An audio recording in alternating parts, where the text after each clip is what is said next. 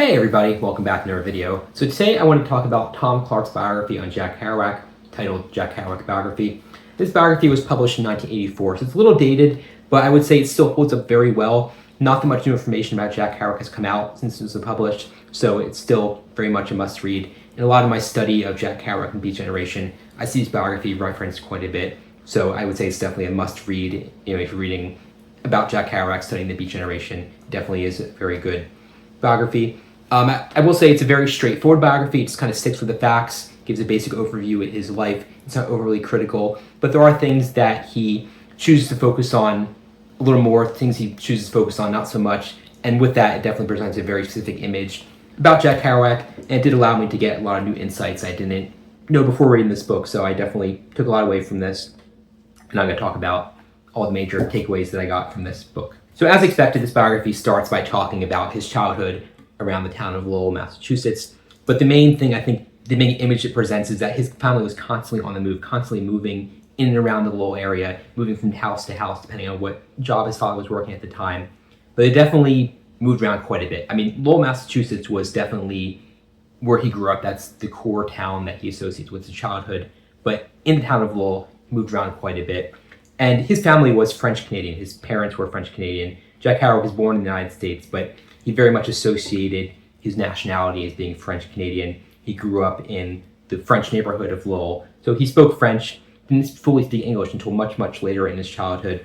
So I think because of that French-Canadian background, he never really saw himself as fully American. And I think it definitely had a lot of influence on the rest of his life. Because I think at this time, when Jack Kerouac was growing up in the 1920s into the 1930s, this was a time where there were many isolated pockets in America that didn't speak English. So there was French-speaking towns, places that spoke strictly Spanish, lots of French-speaking areas down in Louisiana, places that spoke strictly German, places that spoke different Scandinavian languages. So it was a time when there were still many Americas. In this post or pre-World War II era, it wasn't really a country that was opened up the way that it was after World War II with the interstate system. So there's still very isolated places where people didn't even speak English. Like Jack Kerouac, he grew up speaking strictly French, and it wasn't until much later in his education in school where he finally started speaking English. So I think being bilingual definitely gave him a different perspective on language. It definitely contributed to his writing style. But I think it's kind of ironic that one of the greatest writers in American history didn't even grow up speaking English. He spoke French most of his childhood, so definitely interesting to see how that played out, and it definitely, I think, had an impact on that. And definitely, I think his writing about traveling around America, he definitely had a desire to explore America, explore different regions, understand that different people in different parts of the country live differently. I think growing up in one of those isolated pockets definitely inspired him, definitely influenced his desire to travel. So everything about his childhood, from his language to his what he saw his heritage as, I think definitely helped create the Jack Kerouac that we all know. And I really like the way this book presented his late teen years, early 20s. Definitely was a very chaotic time period in his life where he was in and out of college, in and out of the Merchant Marines, working odd jobs. At one point he joined the Navy and faked having schizophrenia to get out of the Navy, but eventually he kind of just stuck with the Merchant Marines before he eventually quit the Merchant Marines, went back to New York, and that's kind of where Jack Kerouac is at when On the Road picks up. But this book is interesting because it definitely talks about his life before On the Road, talks about his life during On the Road, but it doesn't make On the Road the central theme of his life. Because I feel like a lot of biographies about Jack Kerouac, a lot of writing about him, focuses on the Road. Everything is just his backstory up until On the Road. But this book definitely paints a picture where the events of On the Road were kind of a continuation of this chaotic time period he was living right before the events of On the Road. It just kind of goes from him being in the Merchant Marines and traveling around the New York, New Jersey area, and then just kind of jumps to him going into his road trip across country, which is how On the Road begins. I think even though this book kind of blends together his life before On the Road and the events of On the Road, there is definitely, I think, a change that happened with the events of On the Road. This is kind of the time period where he really embraced this craziness, this traveling, because before the events of On the Road, he was trying to figure out what he wanted to do. He was trying to figure out if he wanted to go to college, if he wanted to be in the Merchant Marines, what he wanted to do with his life. But the events of On the Road definitely, I think, highlight the part of his life where he decided that he was going to live this life of traveling. But before he lived this life of travel, there was this period early in his life where there was a lot of restlessness. He really wanted to go out and see the world, really wanted to explore. But it wasn't until Neal Cassady arrives in New York that I think that really kickstarts this desire to travel, this desire to go out. Because, Jack Kerouac lived in this bohemian underground community in New York, and Neal Cassady arrives from Denver, and just really everyone in this community in New York is really attracted to Neal Cassady, wants to be like him. And that's ultimately what gets Jack Kerouac to head out across the country. But I think Neal Cassady coming to New York really represents different subcultures around the country starting to interact with each other, because Jack Kerouac grew up within a subculture in New York City, before there was this huge mainstream counterculture movement across the United States. And Neal Cassady grew up in this subculture in Denver. And through Jack Kerouac's friend Hal Chase, he was able to get a connection to Neal Cassady, and that's how Neal Cassady came to New York. So you started to see these different patchworks of subcultures starting to come in contact with each other. And that's what I think the Beat Generation really represented. You read a lot in sociology about the distinctions between subculture and counterculture. And during the Beat Generation, during Jack Kerouac's time in the late 1940s, early 1950s, it was still very much a subculture. I think there definitely was this distinction, this transition that happened in the 1960s where subculture became the counterculture that we know that happened in the 1960s. And a little bit later in Jack Kerouac's life, when he's out in San Francisco, there's definitely this poet movement that's happening in San Francisco and this movement of poets and writers in New York City. And Allen Ginsberg was definitely a key person in trying to unite all these different poet movements happening around the country and turn it into this one movement that we know of, poetry in the Beat Generation. And there's this poetry reading that happened in San Francisco. In the book Dharma Bums, it talks about it, but it was this poetry reading where all these different poets from around the country gathered and had all these poetry readings, and Allen Ginsberg read the poem Howl for the first time. But that really represented a moment where the East and West poets in the United States were kind of coming together and forming this new literature movement that became the poetry and literature of the Beat Generation. And one thing this book really highlights is Oswald Spengler's influence on Jack Kerouac. Oswald Spengler was a philosopher of history from Germany. He wrote his popular book, The Decline of the West, which was published just after World War I.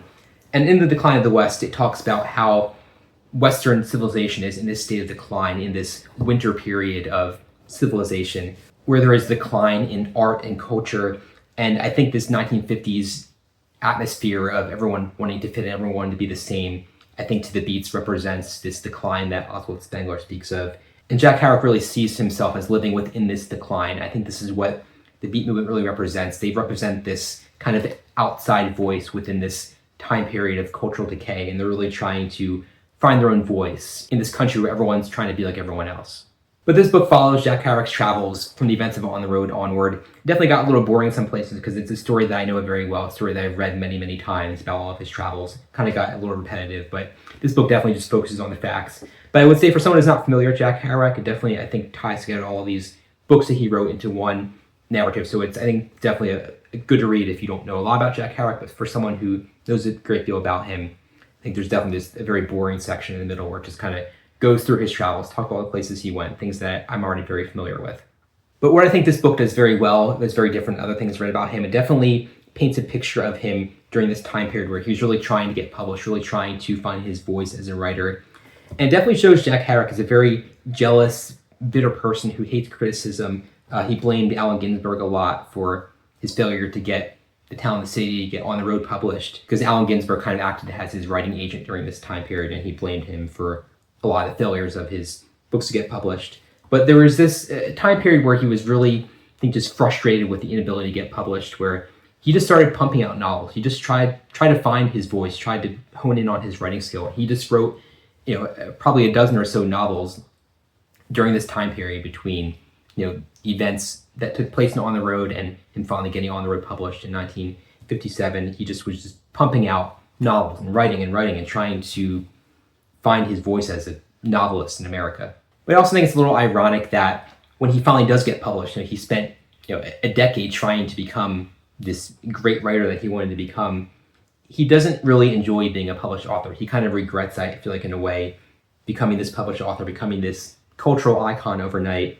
He really, I think, just wanted to have a career as a writer. He wanted to make some money as a writer, but I don't think he really wanted to be this major cultural icon that he became. And he really hated doing interviews. If you see any interview on him, you can go on YouTube and look at interviews of him. He just looks very miserable. He just hated being on camera. He hated being talked about. He just hated being famous. And I think that's what Jack Kerouac kind of became. He became famous but not rich.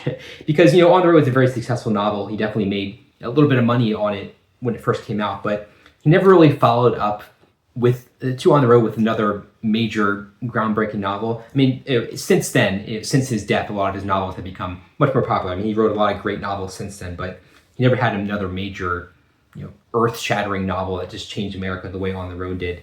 So I think he really wanted to become a novelist so he can make a career writing, but he never wanted to be famous. And he got famous, but he didn't become, I think, the writer that he wanted to become. And this book talks about one point in his life he was beat up by a bunch of people who knew who he was, and they just beat him up, and really bad. I think he was put in the hospital for a little while. And that kind of, I think, represented the philosophical death of Jack Kerouac, because he was never quite the same after that time when he got beat up by a bunch of punks. I think he kind of felt that being famous led to that happening, and just there's a lot of regret in his life for what he became as this major cultural icon. And at the same time, he has all these regrets for becoming famous. He's sinking deeper and deeper into the state of alcoholism, the state of depression. And it's kind of depressing to read about how, he's this great American author who had all these dreams of traveling and being this great author, and he just kind of destroyed himself in the end. But taking a step back from him as a famous author, I don't think it was inevitable that his life was going to be this depressing story. There's definitely, I think, a point in his life where he could have lived a different life. I think that point in his life was definitely the events depicted in the book Desolation Angels, where he went to Desolation Peak to try to meditate, to try to find peace for the 2 months he was there. And it really backfired, and he just sunk deeper into this state of depression. And right after that, On the Road was published and became this famous person. So he wasn't in the right mindset to become famous. I think that's this point where he really faces crossroads, where he either was going to become this famous celebrity or just kind of sink into obscurity and not become this celebrity. And who knows what his life would have been if he didn't become famous and become an alcoholic and become just deeply depressed and just destroyed himself. And this book talks a little bit about how Neal Cassady got involved with Ken Kesey and the Merry Band of Pranksters. But one interesting thing that happens in this book, during Ken Kesey's famous bus trip across the country where he went to New York, they met Jack Kerouac at this party. And Jack Kerouac didn't want to have anything to do with these Merry Band of Pranksters. And definitely, I think, demonstrated this divide that had formed between the old Beat generation and this new counterculture movement that was developing. But one event in particular that really interested me was this moment that one of the pranksters at this party had an American flag that they put on a couch, and they were sitting on the couch, sitting on this American flag. And Jack Kerouac walked over, took the American flag and folded it up into a triangle and put it on a shelf. I think that just really demonstrates how, despite Jack Kerouac being this major counterculture icon, really didn't relate to counterculture. He was a very conservative person, I think, deep down inside. And the Merry Band of Pranksters really looked at America as this, I think they were very much inspired by Jack Kerouac. They saw America as this place to explore. But Jack Kerouac was still very conservative, and the hippie movement that started developing took his ideas to a whole other level that Jack Kerouac no longer wouldn't have anything to do with the counterculture movement in America. I think the one theme that really cuts through this whole book is how much Jack Kerouac's life was just a life of movement. Even after his traveling years, he was constantly moving. He was constantly moving to different apartments, different houses, and he always lived with his mother. He always moved with his mother. His mother lived with him, his entire life, except the times when he was, traveling around America. He always lived with his mother. I think he really felt this need to support his mother throughout his life. But I feel like it definitely says something about Jack Kerouac. He's this person that never really grew up, he never really moved on. He kind of just was always just drifting through life, but always went back to his mother. He never really became a person on his own. He never really grew up. I think the one event that this book talks about that really says the most about who Jack Kerouac was as a person is his relationship with his daughter. He had a daughter with his second wife, who he all throughout his life denied that he was the father, and he only met his daughter twice. But there was a point when his daughter was, I believe, around 10 years old, where he took a paternity test and determined that he was the father, and he had to pay child support for his daughter until his daughter turned 21. But it's just kind of sad that he never really fully acknowledged his daughter. I mean, obviously, he accepted that he was a father, but he never developed a relationship with his daughter. And the second time that he interacted with his daughter came to his house to visit him when Jack Kerouac was back living in Lowell at one point towards the end of his life. And his daughter basically just walked in the house where he was, and Jack Kerouac just kind of said hi to her, but just kind of ignored her, didn't really acknowledge her. And during this visit that Jack Kerouac had with his daughter told him that she was going on a trip to Mexico, And Jack Kerouac told her that she should write a book about it. And he said that she can feel free to use his name, Kerouac, when she gets published. So there was this moment where it kind of seemed like he was trying to make a connection with her, but there was another point a couple years after that interaction where someone else asked Jack Kerouac about his daughter, and Jack Kerouac said, "Oh, I don't have a daughter." So he definitely, I think, even though at certain points he kind of acknowledged having a daughter, he refused to really accept that he had a daughter and had a relationship with his daughter. It just kind of sad. I think it says a lot about who he was as a person, because he's a person who talks a lot about feelings, a lot about emotions, a lot about finding good things in life, but he never acknowledged his daughter. He never had a relationship with his daughter. So I feel like in his writing, he kind of picked and choose what parts of life you want to talk about. But I think at the end of the day, Jack Kerouac expressed his feelings through his writing. He didn't like to express his feelings in real life. So that's why he kind of denied having this daughter, denied showing feeling to her, because that's just not the person he was. He was just very engulfed in his writing, and that's the life that he lived. But anyway, those are the main takeaways I got after reading Tom Clark's biography on Jack Kerouac. It definitely, I think it's a very good biography. It definitely does a good job at tying together all these different events that happened throughout his life and throughout his writing and put it together into one cohesive story. So it's definitely a good book to read. I think if you read a couple of Jack Kerouac books and you really want to know what his life was really like, it's definitely a good book to read to kind of piece together all those different things you know about him into one narrative. But yeah, that's Jack Kerouac, a biography by Tom Clark. And be sure to subscribe, and we'll see you in the next video.